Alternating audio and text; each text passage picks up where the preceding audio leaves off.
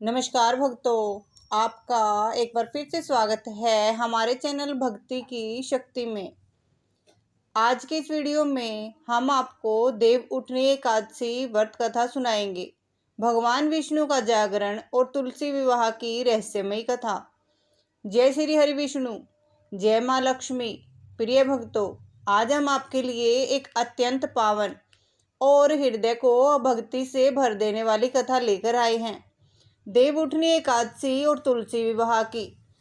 सनातन धर्म में वर्ष के 24 एकादशी व्रतों में से देव उठनी एकादशी का स्थान सबसे विशेष माना गया है। यह पर्व भगवान श्री हरि विष्णु की जागृति का प्रतीक है और यह दर्शाता है कि भक्ति, संयम और तप से ही जीवन में प्रकाश आता है। कहते हैं कि आषाढ़ शुक्ल पक्ष एकादशी के दिन भगवान विष्णु क्षीर सागर में शेषनाग की शैया पर योग निद्रा में चले जाते हैं और ठीक 4 महीने बाद कार्तिक शुक्ल पक्ष को, जिसे प्रबोधिनी या देव उठनी एकादशी कहा जाता है, वे पुनः जागृत होते हैं। इस दिन भक्त भगवान के जागरण का उत्सव मनाते हैं, तुलसी विवाह करते हैं, दीपदान और भजन कीर्तन करते हैं। कहा जाता है कि एक बार वैकुंठ धाम में माँ लक्ष्मी कमलासन पर बैठी थी। उनके मन में एक विचार उठा और उन्होंने भगवान विष्णु से कहा, प्रभु, आप सृष्टि के पालन करता हैं, दिन रात लोगों की रक्षा में लगे रहते हैं। आप जब भी सोते हैं तब कल्पों तक निद्रा करते हैं, जिससे सृष्टि का नाश होता है। क्या ऐसा नहीं हो सकता कि आप थोड़ी अवधि के लिए विश्राम करें, ताकि मैं भी कुछ विश्राम पा सकूं? भगवान विष्णु मुस्कुराए और बोले, देवी, यदि मैं विश्राम करूंगा तो सृष्टि का पालन कौन करेगा? लक्ष्मी जी ने कहा, प्रभु, जैसे दिन और रात दोनों आवश्यक हैं, वैसे ही विश्राम और कर्म दोनों जरूरी हैं। आप यदि थोड़े समय के लिए विश्राम करेंगे तो आपके भक्तों की सेवा का अवसर मिलेगा। भगवान ने प्रसन्न होकर कहा, तथास्तु देवी। अब से मैं प्रत्येक वर्ष वर्षा ऋतु के 4 महीनों तक क्षीर सागर में योग निद्रा करूंगा। इस दौरान जो भक्त मेरी सेवा करेगा वह तुम्हारे सहित मेरे धाम का अधिकारी बनेगा। तभी से यह परंपरा आरंभ हुई कि भगवान विष्णु देवशयनी एकादशी को सोते हैं और देव उठनी एकादशी को जागते हैं। लक्ष्मी जी के अनुरोध से यह चातुर्मास काल भक्तों के लिए वरदान बन गया, जब हर पूजा और व्रत का पुण्य लाखों गुना बढ़ जाता है। यह वही शुभ अवसर है जब स्वयं भगवान विष्णु 4 महीने की योग निद्रा के बाद जागते हैं और समस्त ब्रह्मांड में पुण्य शुभ कार्यों का आरंभ होता है। आओ भक्तों, एकाग्र मन से सुनते हैं यह दिव्य कथा, जो हमें धर्म, प्रेम और भक्ति का सार समझाती है। देवशयनी एकादशी के दिन से शुरू होता है चातुर्मास। यह 4 महीनों की अवधि होती है जब देवता विश्राम करते हैं। इस दौरान न तो विवाह किए जाते हैं, न कोई मांगलिक कार्य संपन्न होता है। कहते हैं कि इन 4 महीनों में भगवान विष्णु स्वयं ध्यानावस्था में रहते हैं और सृष्टि की गहराइयों में ऊर्जा का संचय करते हैं। फिर जैसे ही कार्तिक मास की शुक्ल पक्ष की एकादशी आती है, जिसे देव उठनी एकादशी या प्रबोधिनी एकादशी कहा जाता है, उस दिन भगवान विष्णु अपनी योग निद्रा से जागते हैं। जब भगवान विष्णु का जागरण होता है तो ब्रह्मांड में पुण्य मंगल की ध्वनि गूंज उठती है। देवता, ऋषि, गंधर्व, अप्सराएं सभी उनका स्वागत करते हैं और कहते हैं, उठो देव, देवकी नंदन, उठो गोविंदा माधव, उठो दीन दयाल प्रभु, अब जग में मंगल हो। इस दिन व्रत करने से सहस्त्र योगों को समान पुण्य प्राप्त होता है। भक्त प्रातःकाल स्नान कर तुलसी दल से भगवान विष्णु का पूजन करते हैं, दीप जलाते हैं और ओम नमो भगवते वासुदेवाय का जाप करते हैं। कहते हैं इस दिन भगवान विष्णु के जागरण के साथ ही सारे मांगलिक कार्य पुनः प्रारंभ हो जाते हैं। वर्ष 2025 में देव उठनी एकादशी का पावन पर्व 1 नवंबर शनिवार को मनाया जाएगा। इस दिन भगवान विष्णु के जागरण का शुभ समय रहेगा और तुलसी विवाह का मंगल पर्व भी मनाया जाएगा। क्योंकि कई स्थानों पर रविवार को तुलसी विवाह नहीं किया जाता है, इसलिए कुछ परिवार 3 नवंबर सोमवार को तुलसी विवाह संपन्न करेंगे। इस प्रकार तीनों तिथियों में अपने कुल की परंपरा के अनुसार तुलसी विवाह किया जा सकता है। आप जानते हैं कि तुलसी विवाह का महत्व क्या है और यह क्यों मनाया जाता है। पुराणों में वर्णन है कि एक बार भगवान विष्णु ने असुर शंखचूड़ का वध किया। शंखचूड़ की पत्नी थी देवी तुलसी, जो अत्यंत पतिव्रता और धर्मनिष्ठा वाली थी। उन्होंने भगवान से प्रार्थना की, हे प्रभु, आपने मेरे पति का वध धर्म की रक्षा के लिए किया है, किंतु मेरे पतिव्रता का क्या। तब भगवान विष्णु ने कहा, हे तुलसी, तुम अत्यंत पवित्र हो। आज से तुम्हारा स्थान मेरे हृदय में होगा। तुम्हारा स्वरूप मेरे पूजन में सबसे श्रेष्ठ माना जाएगा और तुम्हारा विवाह मेरे ही स्वरूप शालिग्राम से होगा। तभी से हर वर्ष देव उठनी एकादशी के दिन या अगले दिन तुलसी विष्णु विवाह का आयोजन किया जाता है। इस दिन तुलसी को दुल्हन की तरह सजाया जाता है। लाल चुनरी, चूड़ियाँ, सिंदूर और बिंदी से उनका श्रृंगार किया जाता है। शालिग्राम को वर के रूप में पीले वस्त्र और पुष्पों की माला से सजाया जाता है। विवाह के समय वेद मंत्रों, आरती और भजन के साथ तुलसी विष्णु का विवाह संपन्न होता है। जय श्री तुलसी माता और जय श्री हरि गोविंद का भजन गाते हुए भक्त इस पावन विवाह में सम्मिलित होते हैं। ऐसा माना जाता है कि इस दिन जो भी तुलसी विष्णु विवाह करवाता है, उसके घर में सदा लक्ष्मी कृपा बनी रहती है। तुलसी विवाह के अवसर पर महिलाएं उपवास रखती हैं, मंदिरों में दीप दान करती हैं और उठो देव देव की नंदन का गीत गाती हैं। देव उठनी की रात को विशेष पूजा की जाती है। शाम के समय भगवान विष्णु की मूर्ति के आगे दीपक जलाया जाता है और तुलसी माता के पास खड़े होकर भक्त कहते हैं, उठो देव देव की नंदन, उठो गोविंदा माधव। 4 मास की निद्रा पूरी हुई, अब मंगल कार्य आरंभ करो। फिर तुलसी माता की आरती की जाती है, प्रसाद चढ़ाया जाता है और दीपमाला से घर के आंगन को सजाया जाता है। यह दीपदान भगवान विष्णु के जागरण का प्रतीक है। जब देवता उठते हैं तो सृष्टि में नई ऊर्जा का संचार होता है। इसी दिन से विवाह, गृह प्रवेश, यज्ञ, कथा पूजन आदि शुभ कार्यों का आरंभ किया जाता है। तुलसी विवाह का आध्यात्मिक अर्थ भी अत्यंत गहरा है। यह केवल एक अनुष्ठान नहीं, बल्कि आत्मा और परमात्मा के मिलन का प्रतीक है। तुलसी माता भक्ति का स्वरूप है और भगवान विष्णु परमात्मा का। जब दोनों का मिलन होता है तो भक्त के जीवन में भी ईश्वर से प्रेम और भक्ति का संगम होता है। तुलसी विवाह हमें सिखाता है कि सच्चा विवाह केवल शरीर का नहीं, बल्कि आत्मा का होता है, जो प्रेम, समर्पण और श्रद्धा से जुड़ा होता है। इस दिन तुलसी की पूजा करने से सभी पाप नष्ट होते हैं और जीवन में सुख समृद्धि आती है। भक्तों, ध्यान रहे कि तुलसी माता को कभी भी रविवार या द्वादशी तिथि में न तो तोड़ा जाता है, और इसलिए अगर इस बार रविवार को विवाह का दिन आ जाए तो सोमवार को तुलसी विवाह किया जा सकता है। भगवान विष्णु के जागरण और तुलसी विवाह के इस पर्व को पूरे भारतवर्ष में अत्यंत श्रद्धा और उत्साह से मनाया जाता है। वृंदावन, मथुरा, द्वारिका और उज्जैन जैसे तीर्थ स्थलों में इस दिन हजारों दीपक जलाए जाते हैं, भजन कीर्तन होता है और भक्त तुलसी के चारों ओर परिक्रमा करते हैं। कहा जाता है कि जो व्यक्ति देव उठनी एकादशी का व्रत रखता है और तुलसी विवाह में भाग लेता है, उसे अनंत पुण्य की प्राप्ति होती है। उसके जीवन से दरिद्रता, क्लेश और नकारात्मकता समाप्त हो जाती है और घर में सुख, शांति और वैभव का वास होता है। तुलसी माता स्वयं लक्ष्मी जी का ही एक रूप है, इसलिए उनके पूजन से घर में धन धान्य की वृद्धि होती है। आध्यात्मिक दृष्टि से देखा जाए तो जब भगवान विष्णु योग निद्रा से उठते हैं तो वह हमें यह संदेश देते हैं कि जीवन में विश्राम का भी महत्व है, लेकिन उससे बड़ा महत्व है पुण्य जागने का, पुण्य कर्म में लगने का, पुण्य धर्म के मार्ग पर चलने का। तुलसी विवाह का अर्थ है ईश्वर से अपने संबंध को फिर से नवीकृत करना, अपने भीतर की भक्ति को पुनः जागृत करना। इस दिन तुलसी के पौधे के पास बैठकर अगर आप मन ही मन ये संकल्प लें कि हे प्रभु, जैसे आपने 4 महीने बाद संसार में शुभता का आरंभ किया, वैसे ही मेरे जीवन में भी एक नई शुरुआत करें, तो एकादशी आपके जीवन में परिवर्तन ला सकती है। भक्तों, यह केवल तिथि नहीं बल्कि भक्ति का उत्सव है। जब आप इस दिन भगवान विष्णु और तुलसी माता की आरती करें तो पूरे हृदय से कहें, जय श्री हरि, जय तुलसी माता, जय श्री विष्णु भगवान, क्योंकि यही वह क्षण है जब भगवान स्वयं आपके घर में शुभता लेकर आते हैं। भक्तों, अब हम सुनेंगे देव उठनी एकादशी की दूसरी कथा।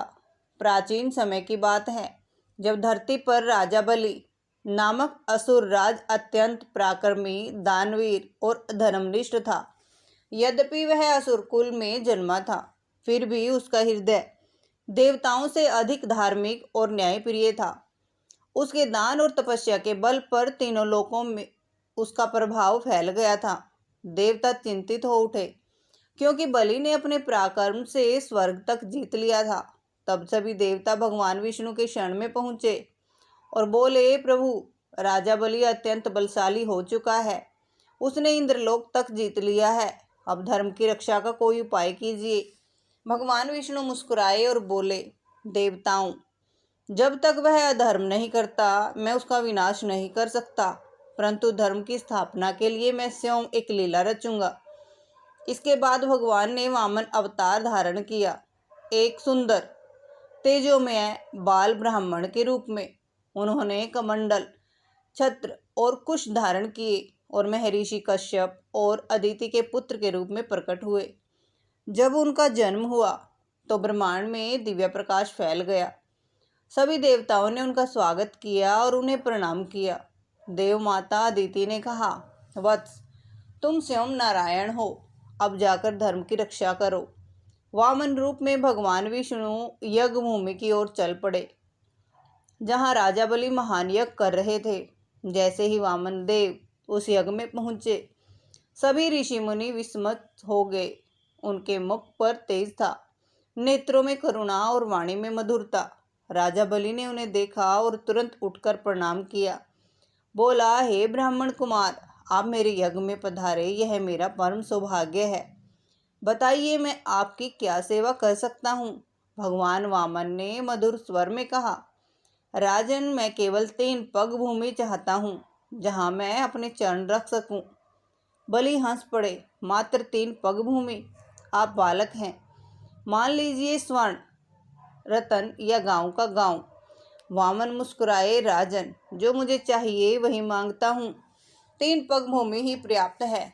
गुरु शंकराचार्य ने बलि को सावधान किया, राजन, यह कोई साधारण बालक नहीं, स्वयं विष्णु है जो तुम्हारी परीक्षा लेने आए हैं। लेकिन बलि ने दृढ़ स्वर में कहा, गुरुदेव, यदि स्वयं विष्णु भी आए हैं तो यह मेरे लिए गौरव है। मैं कभी किसी याचक को खाली नहीं लौटाता। और उसने वचन दे दिया। तभी भगवान वामन ने अपना विराट स्वरूप धारण किया। एक पग में उन्होंने पृथ्वी नाप ली, दूसरे पग में आकाश और तीसरा पग मांगा। राजन, अब बताओ तीसरा पग कहाँ रखूं? बलि ने सिर झुकाकर कहा, प्रभु, तीसरा पग मेरे सिर पर रख दीजिए। भगवान ने खुश होकर अपना चरण उसके सिर पर रखा और उसी क्षण बलि पाताल लोक में चला गया। किंतु उसकी भक्ति, सत्यता और दानशीलता देखकर भगवान विष्णु ने कहा, राजन, मैं तुम्हारे वचन का मान रखूंगा। प्रत्येक वर्ष 4 महीनों तक मैं स्वयं तुम्हारे लोक में रहूंगा। तभी से यह परंपरा आरंभ हुई कि आषाढ़ शुक्ल पक्ष एकादशी के दिन भगवान विष्णु योग निद्रा में चले जाते हैं और कार्तिक शुक्ल पक्ष को जागते हैं। यह 4 महीने चातुर्मास कहलाते हैं, जिसमें सभी देवता विश्राम करते हैं और पृथ्वी पर किसी भी शुभ कार्य का आयोजन किया जाता है।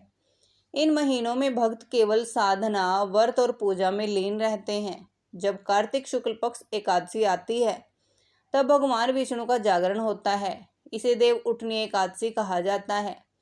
इस दिन माना जाता है कि सृष्टि में पुनः शुभता और जागरण का आरंभ होता है। भक्त इस दिन भगवान विष्णु का जागरण उत्सव मनाते हैं, दीप जलाते हैं, तुलसी और शालिग्राम का विवाह करते हैं, क्योंकि यही पहला मांगलिक कार्य होता है जो विष्णु को जगाने के बाद आरंभ किया जाता है। तुलसी विवाह इस बात का प्रतीक है कि भगवान विष्णु अब पुनः जाग गए हैं और सृष्टि में धर्म, भक्ति और प्रेम की लहर फिर से बहने लगी है। इसलिए भक्तगण इस दिन कहते हैं, जय देव उठे श्री हरि शोभत रहे 4 मास। अब जागो शुभ कार्य करिए, मिटे अज्ञान का त्रास। देव उठनी एकादशी की रात भगवान विष्णु की आरती, भजन, जागरण और तुलसी पूजन करने का अत्यंत फलदायी प्रभाव बताया गया है। जो भक्त सच्चे मन से इस दिन व्रत और पूजा करता है, उसके जीवन से अंधकार मिट जाता है और उसके सभी कार्य सिद्ध हो जाते हैं। इसी कारण से देवशयनी और देव उठनी एकादशी की यह कथा केवल राजा बलि और विष्णु की नहीं, बल्कि भक्ति और समर्पण की कहानी है। यह सिखाती है कि जो भक्त सच्चे हृदय से ईश्वर को समर्पित होता है, उसे भगवान स्वयं अपने साथ रखते हैं। जैसे विष्णु हर वर्ष 4 महीने राजा बलि के पास रहते हैं और फिर जाकर समस्त जगत को मंगलमय बनाते हैं। जय श्री हरि, जय वामन देव, जय श्री विष्णु भगवान। अब सुनिए तीसरी कथा। बहुत प्राचीन काल में सत्यलोकपुरी नामक राज्य में एक धर्मनिष्ठ राजा राज्य करता था। वह अत्यंत विष्णु भक्त था और उसके राज्य में कोई भी एकादशी के दिन अन्न नहीं खाता था। हर घर में भगवान विष्णु का नाम गूंजता था। राजा प्रतिदिन मंदिर जाकर कहता, हे नारायण, यदि मैं न्यायपूर्वक शासन करूं तो यह राज्य आपके नाम का बना रहेगा। भगवान विष्णु राजा की भक्ति से खुश थे। उन्होंने कहा, देखूं इस राजा की निष्ठा कितनी अडिग है। और उन्होंने एक सुंदर स्त्री का रूप धारण कर उसकी परीक्षा लेने का निश्चय किया। वह स्त्री अपूर्व सौंदर्य की थी। जब वह राजा के सामने पहुंची तो बोली, राजन, मैं आपसे विवाह करना चाहती हूँ, पर एक शर्त है, जो भोजन मैं बनाऊं वही आपको करना होगा। राजा ने शर्त स्वीकार की, पर कहा, मेरी भी एक शर्त है, एकादशी के दिन मैं केवल फलाहार करूंगा। विवाह के बाद कुछ दिन सुख से बीते। एक दिन एकादशी आई। रानी ने स्वादिष्ट भोजन बनाया और राजा से कहा, राजन, आज मेरे हाथ का भोजन कीजिए। राजा बोले, प्रिय, आज एकादशी है, मैं केवल फलाहार ही करूंगा। रानी क्रोधित होकर बोली, क्या मेरी बात का कोई मूल्य नहीं? मैंने शर्त रखी है। राजा शांत स्वर में बोले, धर्म से बड़ा कोई बंधन नहीं। मेरी आत्मा विष्णु भक्ति से बंधी है। यह सुनकर रानी का क्रोध बढ़ गया। उसने कहा, यदि तुमने मेरी बात नहीं मानी, मैं तुम्हारे पुत्र का सिर काट दूंगी। चारों ओर सन्नाटा छा गया, किंतु राजा अडिग रहे। उन्होंने कहा, यदि मेरे धर्म पालन से मेरे पुत्र का बलिदान भी हो जाए तो भी मैं विचलित नहीं होऊंगा। तभी रानी का रूप बदल गया। तेजोमय प्रकाश फैला और स्वयं भगवान विष्णु प्रकट हुए। भगवान बोले, राजन, तुम्हारी अडिग भक्ति देखकर मैं खुश हूँ। आज से तुम्हारा नाम व्रतनिष्ठ राजा होगा। तुम्हारे राज्य में सदा धर्म की विजय रहेगी। राजा ने कहा, प्रभु, मेरे राज्य में सदैव आपका निवास रहे। भगवान ने आशीर्वाद दिया। जो व्यक्ति एकादशी का धर्म पूर्वक पालन करेगा, वह मेरे धाम का अधिकारी बनेगा। अब सुनिए चौथी कथा। एक छोटे से गांव में हरिदास नाम का एक गरीब ब्राह्मण रहता था। वह निर्धन था, परंतु भगवान विष्णु का परम भक्त था। हर एकादशी को व्रत रखता और भजन गाता। एक दिन उसने मन में सोचा, भगवान मेरे घर क्यों नहीं आते। उसने संकल्प लिया कि अगली एकादशी को भगवान को भोजन के लिए आमंत्रित करेगा। एकादशी के दिन उसने घर को साफ किया, तुलसी मंडप सजाया और कहा, हे प्रभु, आज मेरे छोटे से घर में पधारो।